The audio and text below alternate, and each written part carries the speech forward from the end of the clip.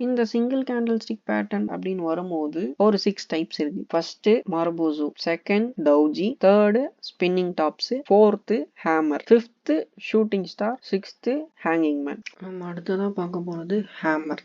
என்ன bro எடுத்தவொடனே ஹேமருக்கு jump ஆயிட்டீங்க அப்படின்னு கேட்டிங்கன்னா, ஆல்ரெடி நம்ம சேனல்ல மரபுசோவும் டோஜியும் ஸ்பின்னிங் டாப் போட்டாச்சு. ஸோ அடுத்ததான் பார்க்க போறது ஹேமர். அதுக்கு முன்னாடி நம்ம சேனலை சப்ஸ்கிரைப் பண்ணி பெல் ஐக்கானை கிளிக் பண்ணிக்கோங்க. இந்த கேண்டில் ஸ்டிக் பேட்டர்ன் எப்படி ஃபைன் பண்றது அப்படின்னு பார்த்தீங்கன்னா, இந்த கேண்டில் லோவர் வீக் பெருசா ஃபார்ம் ஆயிருக்கும், அப்பர் வீக் சின்னதா ஃபார்ம் ஆயிருக்கும், லைக் டோஜி மாதிரி.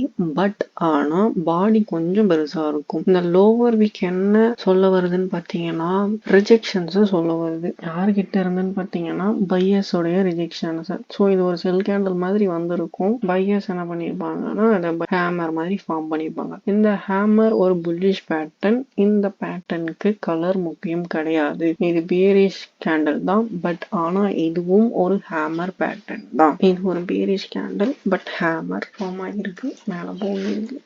சேம் திங், இது ஒரு புல்லிஷ் ஹேமர் இல்லையா? ஸோ ஹேமர் ஒரு புல்லிஷ் பேட்டர்ன் நம்ம மேலதான் போயிருக்கு. பட் ஆனாலுமே எஸ்எல் 100% நம்மளால எதுவும் சொல்ல முடியாது இல்லையா? எஸ்எல் தான் வாங்கியிருக்கு. ஸோ இங்க பாத்தீங்கன்னா இப்படிதான் இருக்கும். லோவர் வீக் பெருசா இருக்கும், அப்பர் வீக் சின்னதா இருக்கும், பாடி கொஞ்சம் சின்னதா இருக்கும். ப்ரைஸை பொறுத்த வரையும் ஆல்மோஸ்ட் சேம் தான். Open and close 39, 39.06, 0.48. ஸோ இந்த கேண்டில் ஒரு ஹேமர் வேலிட் கேண்டில் தான். ஜஸ்ட் என்ன சப்ஸ்கிரைப் பண்ணிட்டு என்னை ஃபாலோ பண்ணிக்கோங்க. அப்கமிங் வீடியோஸில் நம்ம கனெக்டடாக இருக்கலாம். தேங்க்யூ.